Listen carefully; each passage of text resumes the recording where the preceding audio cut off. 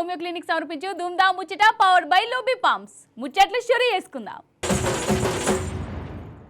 June 2 మన తెలంగాణ జనం ఎన్నడూ మరవని రోజు. 100 ఏళ్లు గడిచినా కలకాలం యాదికుండే తారీఖు ఇది. మన తెలంగాణ పుట్టినరోజు. తెలంగాణ పుట్టినరోజు సంబరాలంటే 10 ఏళ్ళు ఎట్లా జరిగేటియోళ్ళ మన కాడ. అసలు 2 నెలల ముందు నుంచే రెడీ అయ్యేటోళ్ళు సంబరాలకు. ఊరు వాడ అంతా ధూమ్ధామ్గా నడిచేది. ఏ వాడ చూడు జై తెలంగాణ నినాదాలతోని మారుమోగిపోయేది. కానీ 2 ఏళ్ల సంధి మునుపటి సంబరాలు కానస్తున్నాయి. అసలు ఏదో ఎట్టికి వేస్తున్నట్టు కొడుతుంది కదా. అయినా కానీ జనాలే ముంగడబడి తెలంగాణ పుట్టినరోజును పండుగలకై వేసుకున్నారు. ఆగో ఊరు వాడ తెలంగాణ జెండా ఎగిరింది. తెలంగాణ ఎట్లొచ్చింది, ఎంత తన్లాడితచ్చింది, ఎట్లా తెచ్చుకున్నాం, ఎట్లా మెడలంచినాం, ఇవన్నీ జనం మతికి తెచ్చుకున్నారు. అమరవీరుల త్యాగాలను యాదికి తెచ్చుకున్నారు. సర్కారు ముంగట వడకున్న జనాలే జై తెలంగాణ అనుకుంటా ఊరు వాడ తెలంగాణ సంబరాలు వేసుకున్నారు.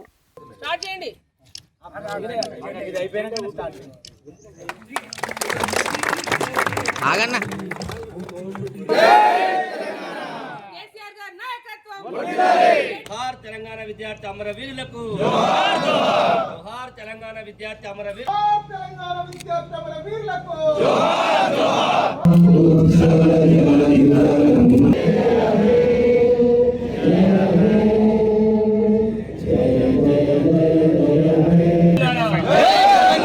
జై తెలంగాణ, జోహార్ తెలంగాణ విద్యార్థి అమరవీరులకు. అసలు బీఆర్ఎస్ పార్టీ లేకుంటే తెలంగాణనే లేదు. ఎవ్వలేమనుకున్నా ఇదే వాస్తవం. అవునా కాదా? అందుకే పల్లె పట్నం అన్న ఫరాక్ లేకుండా అంతటా గులాబీ జెండా రెపరెపలాడింది. గులాబీ సైన్యం తెలంగాణ సంబరాలను ధూమ్ధామ్గా చేసింది.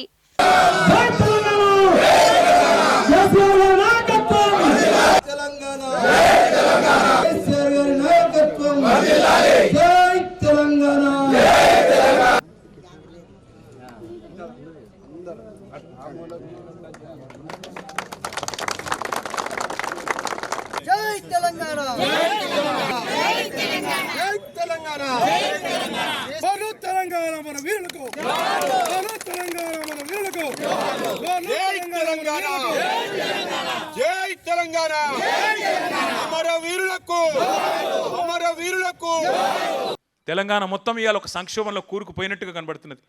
పంటలు కొనండి మహాప్రభో అని కాళ్ళు పట్టుకుంటున్న అన్నదాతల ఆక్రందనలు ఒకవైపు, జాబ్ క్యాలెండర్ ఏమైంది అని పోరాటం చేస్తున్న నిరుద్యోగ యువత నిరసనలు మరొక వైపు, ఉద్యోగులకు వెన్నుపోటు. 6 నెలలనే పీఆర్సీ అన్నాడు. 2.5 ఏళ్ళు అయింది కదా. పీఆర్సీ లేదు, డిఏ లేదు, ఐఆర్ లేదు, ఏదీ లేదు.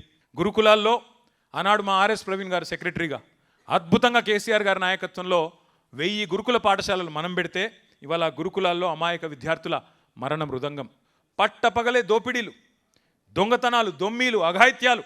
హైదరాబాద్ నడిబొడ్డున ఐఏఎస్ అధికారులు నివసించే ప్రశాసన్ నగర్లో పట్టపగలే హత్యలు, కాల్పుల మూతలతో దద్దరిల్లుతున్నది వాళ్ళ తెలంగాణలో.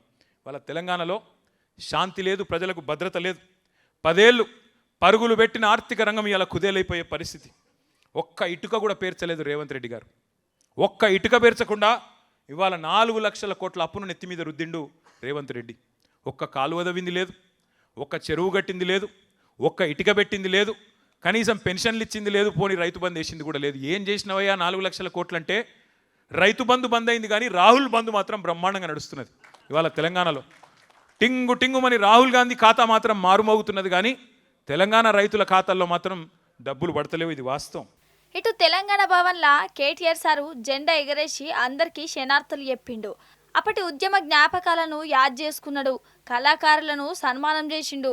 కొట్లాడి తెచ్చుకున్న తెలంగాణను ఈ 2 ఏళ్ల సంధి పాలకులు ఎంత గోసబుచ్చుకుంటుర్రో కండ్లకు గట్టినట్టు చెప్పిండు.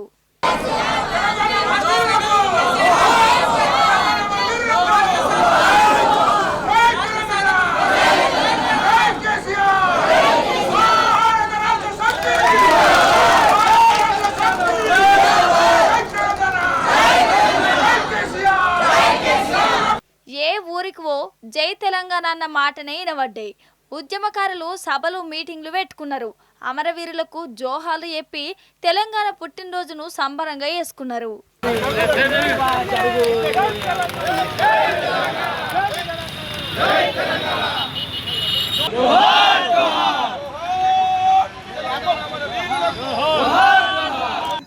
స్వతంత్ర భారత్ మాతాకి, మహాత్మా గాంధీ, జై తెలంగాణ, జై తెలంగాణ, జై జై తెలంగాణ. తెలంగాణ తెచ్చినోళ్లకు, తెలంగాణ కోసం కొట్లాడినోళ్లకు, తెలంగాణ కోసం తండ్లాడినోళ్ళకే తెలంగాణ మీద పాయిరం ఉంటుంది. అందుకే మాటకు ముందు మాట మాట్లాడినాక కూడా జై తెలంగాణ అని అంటాం మనం కదా. తెలంగాణ రాష్ట్రం మీద, తెలంగాణ తండ్లాట మీద పాయిరం లేకుండా పండుగ చేస్తే ఎట్లుంటుంది? రేవంత్ సార్ చేసినట్టు ఉంటుంది. పండుగకు, ఆత్మగౌరవానికి ఎండ అడ్డమత్తది. ఇగో గిట్లా తెలంగాణ పుట్టినరోజును సికింద్రాబాద్ పరేడ్ గ్రౌండ్స్లో చేసిర్రోళ్ళ. తెలంగాణ ఆవిర్భావం అంటే రాష్ట్రమంతా చేసుకునే పండుగ కదా. రాష్ట్ర ప్రభుత్వం ధూమ్ధామ్గా చేయవలసిన పండుగ. కానీ ఏం ఫాయిదా? రేవంత్ సారు ముక్కిర్చుకుంటా, మూతి ముడుచుకుంటానే ఏదో ఎట్టికి సంబరాలు చేసినట్టు కొట్టింది. అంతెందుకు, సారు స్పీచ్ స్టార్ట్ చేసిండు. కానీ పురాగా కూడా చదవబుద్ధి కాలే. చదివేదందుకు మనసు రాలే. ఎండగొడుతుందని ఒక సాకు చెప్పి మధ్యలోనే స్పీచ్ ఆపిండు. కడవదంతా కాయిదాలలో ఉన్నది చదువుకోరని చెప్పుకొచ్చిండు. ఆగో, చాలా విషయాలు మాట్లాడాల్సినవి ఉన్నాయి, కానీ ఎండ తీవ్రత ఎక్కువగా ఉంది. చాలా మంది ఎండ చాలా అంటే చాలా తీవ్రంగా ఉంది. కాబట్టి మిగతా విషయాలు మనం రాతపూర్వకంగా ఇచ్చిన బుక్లెట్లో ఉంటాయి. చివరగా ఈ ఉపన్యాసాన్ని ఎండ తీవ్రతను దృష్టిలో పెట్టుకొని దాని కొంత సంక్షిప్తంగా ఇందులో పూర్తి చేస్తాం. రాతపూర్వకమైన వివరాలన్నిటిని కూడా అందించాం రాష్ట్ర ప్రజలందరికీ. మీడియా మిత్రులు కూడా దీన్ని పరిగణలోకి తీసుకోవాల్సిందిగా కోరుకుంటూ, ఏందిది అసలు? ఇదా తెలంగాణ మీద ఉన్న సోయి? ఇదా ఒక ముఖ్యమంత్రి రాష్ట్రానికి ఇచ్చే ఇజ్జతి? అసలు ఫస్ట్ సంధి తెలంగాణ అంటేనే రేవంత్ సారు ఓర్వడోళ్ళ. ఈయనే గురువు సమైక్యమాయే. ఆఖరికి ముఖ్యమంత్రి అయినాక కూడా గదే కోపం, గదే ఓర్వలేని తనం చూయిస్తూనే ఉన్నాడు. ఇప్పుడు తెలంగాణ ఆవిర్భావం నాడు కూడా తెలంగాణ మీద ఏ పాటి ప్రేమ ఉన్నదో కండ్లకు కట్టినట్టు చూయించుండు. రాష్ట్ర ప్రభుత్వం తరపున ప్రసంగించేందుకు ఎండ అడ్డం వచ్చిన అది ఎండ. 2023లో 69 ఏళ్ల కేసీఆర్ సారు 2 గంటల స్పీచ్ ఇయ్యలేదా? అప్పుడు ఇంకా ఎక్కువ ఎండ ఉండే కదా. అంటే ఈడ రేవంత్ సార్కు అడ్డం పడ్డది ఎండ కాదు, కొట్లాడి తెచ్చుకున్న తెలంగాణ రాష్ట్రం మీద, అమరవీరుల మీద లెక్కలేని తనం. లేకుంటే గిదా తెలంగాణ పుట్టినరోజు సంబరాలు చేసే తారీఖ? అసలు తెలంగాణ అంటేనే 60 ఏళ్ల పోరాటం, అమరవీరుల త్యాగం. కానీ సారు ఉద్యమంలో ఏడ కూడా లేడు. అసొంటి మనిషికి తెలంగాణ సో ఎందుకుంటది? తెలంగాణ ఆత్మ ఎందుకు ఎరకైతుంది? తెలంగాణ జనం తండ్లాట ఎట్లా తెలుస్తుంది? ఇగో గిట్లనే కోపానికి వస్తుర్రు ఉద్యమకారులు. రేవంత్ సార్ ఎవరు? ముఖ్యమంత్రి కదా. ఉత్తమ్ కుమార్ సార్ ఎవరు? మంత్రి కదా. గిట్లనే అనుకుంటురు కదా. కాదు. రేవంత్ సారు డిఈఓ అంటే జిల్లా విద్యాశాఖ అధికారి. ఉత్తమ్ కుమార్ సారేమో కలెక్టరు, మంత్రి కాదు. అరే ఆవంటే ఈ మాట నేను కాదు చెప్పేది. పెద్ద పెద్ద బ్యానర్లు, ఫ్లెక్సీలల్లా వాళ్ళే పెట్టుకున్నారు. అంత లావైతే మీరే చూడురు చేరా. అయితే సూర్యాపేట జిల్లా విద్యాశాఖ తరపున తెలంగాణ ఆవిర్భావ దినోత్సవాలు జరిగినాయల్ల. అయితే విద్యాశాఖ ఆఫీసర్లు మన రేవంత్ సార్ను సీఎంకు కుర్చీలకెళ్ళి దింపేసి జిల్లా విద్యాశాఖ అధికారిని వేసేసిర్రు. ఉత్తమ్ కుమార్ సారేమో కలెక్టర్ అట. అంటే మంత్రిగా పనికి రాడని అనుకున్నారా ఏంది? అగో ఫ్లెక్సీలల్లా గదే పెట్టిరు మరి.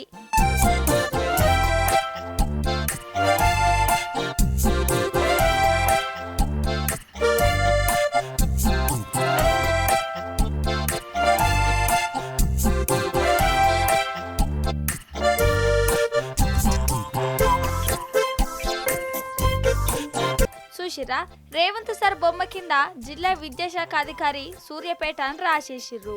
ఉత్తమ్ సారేమో కలెక్టర్ జిల్లా మెజిస్ట్రేట్ అని డిసైడ్ చేసేసి ఆయన బొమ్మ కిందనే పెట్టిర్రు. అంటే రేవంత్ సారు సీఎం అని వాళ్ళకు కూడా అనిపించలేదా ఏంది? సీఎం పదవి కంటే డిఈఓ పోస్టే రేవంత్ సార్కు మంచిగా సెట్ అవుతుందని గట్లా రాయిచ్చిరా ఎట్లా? ఆడికి వచ్చినోళ్ళు గిట్లనే కారడ్డమాడిరోళ్ళ. ఇక ఈ ఫ్లెక్సీలను చూసి ఒగ నవ్వుకునుడు కాదు, ఈ ఫ్లెక్సీలు చూసి ఒరిజినల్ కలెక్టర్కు జర్రంతా కరెంట్ షాక్ కొట్టినట్టు అనిపించిందట.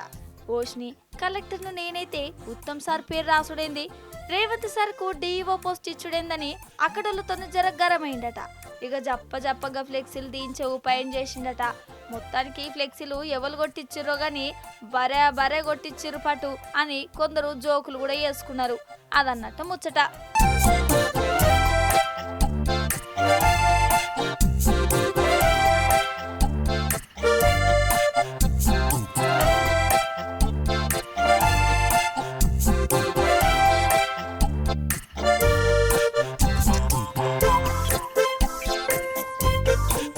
నిజం చెప్తున్నా, కొన్ని పెట్రోల్ బంకుల కథ జర మాయా బజార్ లెక్కనే ఉంటుందోలా.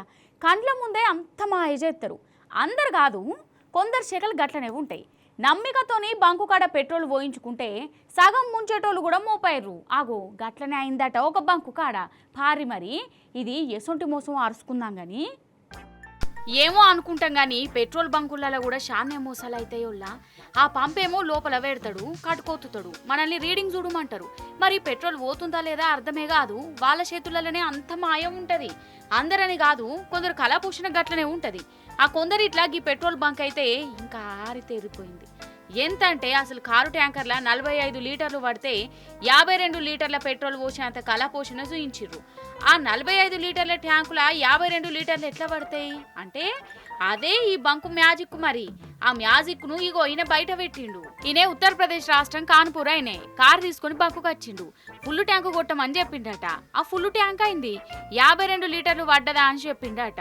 ఈయనకు కరెంట్ షాట్ కొట్టినట్టయింది. అసలు ట్యాంకర్ 45 లీటర్లు పోతేనే రెండిపోతుంది. 1 లీటర్ కూడా ఎక్కువ వాడనే వాడది. అసొంటిది ఈయన 52 లీటర్లు ఎట్లా పోసిండు అందులో ఎట్లా పడ్డదని పరిశాన్ అయిపోయిండు. ఇది పెద్ద మోసం అనే ఎరికైంది. ఇక మోసాన్ని ఆధారాలతో సహా బయట పెట్టిండు. ఆఫీసర్లకు చెప్పిండు. ఇక వాళ్ళొచ్చి చెకింగ్ చేసిర్రోల్లా బకెట్ల పెట్రోల్ పడితే ఇంట్లో మోసం ఉన్నదని తేలిందట.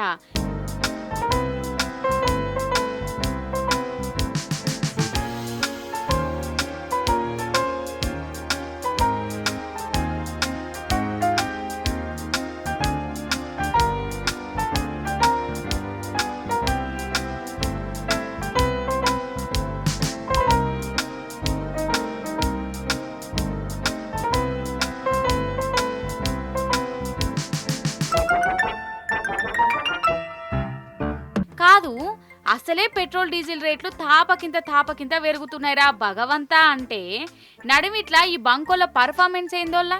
వాళ్ళ మీద నమ్మికతోని పెట్రోల్ పోయించుకునేందుకు బంకు కాడికి పోతే వాళ్ళేమో రీడింగ్ చూడు 0 ఉన్నది, ఎంత కొట్టాలి ఫోన్ పేనా అని మాటలలో పెట్టి మత్పరించుకుంటా మోసం చేసుడేంది. అసలు బయట అడుగు పెడితే చాలరా నాయన, ప్రతి ఒక్కరు మోసం చేసేటోళ్ళే మోపారు పో. ఎండ బగ్గనే దంచుతుంది కదా, ఈ ఇంట్లుంటే అంత ఉడకపోతా ఉబ్బరిచ్చుడు. అందుకే ఎండాకాలంలో ఇంట్లో పోరాలుంటే స్విమ్మింగ్ పూల్లకు పంపుతారు ఈత నేర్చుకునేందుకు. మరి ఊర్లలో స్విమ్మింగ్ పూల్ ఉండవు కదా, వెనకటంటే బాయిలే దిక్కాయే. ఇప్పుడు అవి కూడా ఎక్కువ లేవు. అందుకే ఒక పెద్దన్న ఏం చేసిండో ఎరికేనా పిల్లలు ఈత కొట్టేందుకు. మీరే చూడుర్రి, పర్షాన్ అవుతారు. నిజంగా ఓగవేడానులా సపుర్జేక సలసలటి నీళ్ళలోనే ఉండబుద్ధి అవుతుంది కదా ఈ ఎండవేడికి. అయితే మీరు ఒక స్విమ్మింగ్ పూల్ చూడాలి. ఆ ఊకిదే చూస్తందుకు చిన్నగానే ఉన్నది కానీ పోరాలు ఏమన్నా ఈతలు కొడుతుర్రా ఈ స్విమ్మింగ్ పూల్లా. ఇప్పుడు ఇంకా మంచిగా చూడుర్రి.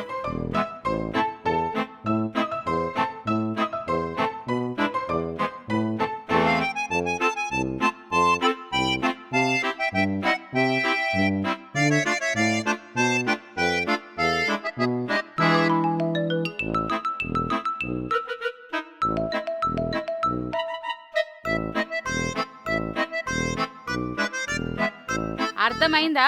ఉపాయం చూసినావా ఎట్లున్నదో. అయితే కరీంనగరం జిల్లాలో కావచ్చు ఒక ఊర్లే పిల్లలు ఈత కొడతాం స్విమ్మింగ్ పూల్కు పోతాం అంటే వాళ్ళ నాయనకి ఏం దొయ్యలే. ఇంట్లోనేమో స్విమ్మింగ్ పూల్ లేదాయే, పట్నంగా అదాయే. అందుకే ఏం చేసిండంటే ఇంటికానే ఉన్న సొంత ట్రాక్టర్ మీద తాడిపత్రి కప్పిండు, అందులో నీళ్లు పోసిండు. ఇక ఈత కొట్టు పోర్రా అని పోరాలని పంపిండు. ఇంకేమున్నది, ఇగో పోరాలు గిట్లా ఈతలు కొట్టుకుంటా సంబరపడుతుర్రు. అసలు ఏమన్నా ఐడియానా అంటే ఇది ట్రాక్టర్ స్విమ్మింగ్ పూల్ అన్నట్టు, పైసా ఖర్చు లేకుండా. పిల్లలు చూడు ఎంత దిల్కుషాయిరో. నిజంగా ఇదేదో మంచిగున్నది కదా. అందుకే అంటారు కాదు ఉపాయం ఉన్నోడు ఉపాసం ఉండడని.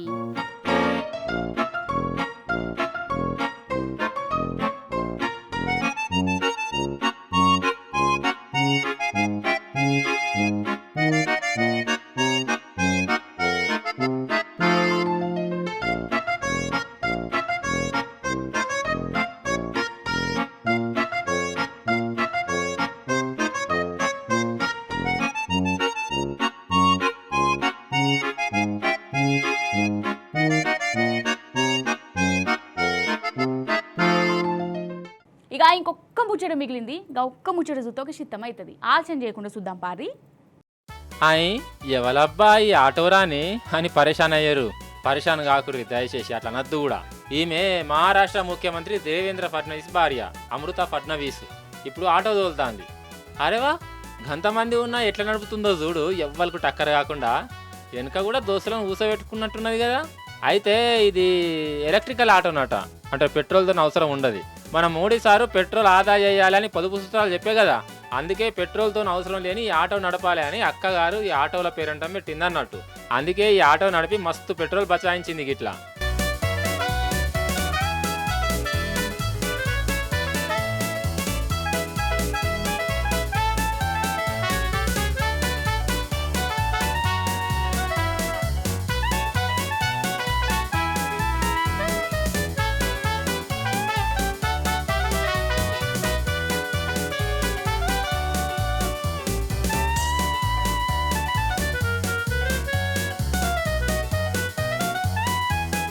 అన్నట్టు మొన్నటికి మొన్న ఈ ఫడ్నవీస్ భార్యనే సైకిల్ మీద ఆఫీస్కి పోయిందోళ్ళ పొదుపు సూత్రం పాటించుకుంటా, కానీ పెట్రోల్ అయితే పొదుపు చేసింది. కానీ అక్కగారు ఇట్లా పోయేందుకు ఆయన ఖర్చు చేసిన వీడియోలు పెట్రోల్ ఖర్చు కంటే కూడా ఎక్కువనే అయిందంటుర్రు.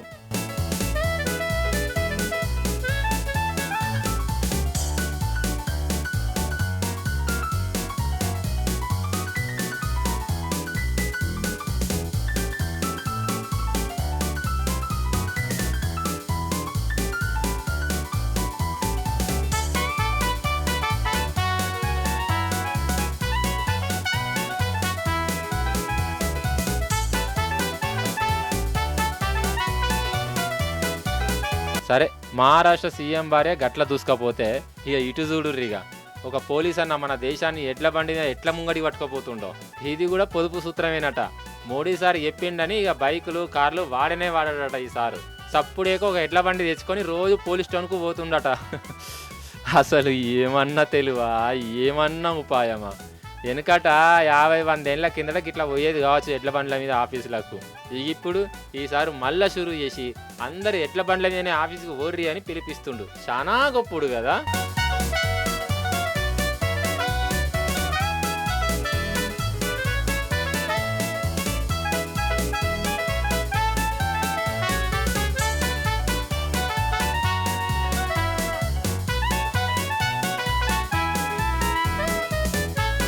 ఈశ్వరప్ప హోమియో క్లినిక్ సమర్పించు దుమ్దాం ముచ్చట పవర్ బై లూబీ పంప్స్. ఇవి యాల్టీ దుమ్దాం ముచ్చట్లు. మళ్ళీ చేపిసోట ఇంకిన ముచ్చట పట్టుకొని అత్త. అప్పటిదాకా చూస్తూనే ఉండు టీ న్యూస్.